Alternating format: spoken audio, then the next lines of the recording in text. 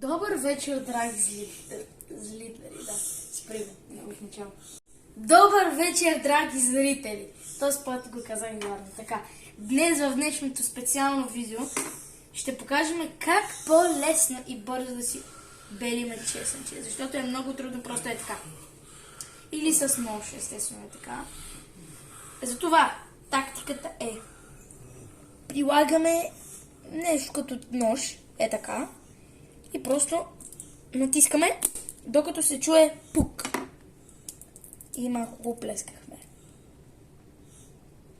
Нищо, давай. Така да. Да, и след това той просто го обелите и става. Ето първото парченце. След това тук връхчето трябва просто е така да го държите. Да го махнете, да. Ай, сега другото ще стане по-добре. И готово. Дай с Така. друго с още едно. Сега ето това, примерно. Това е толсто. Не, дай го е така. Е така. Го Аха, натискаш, е така, да. Е така.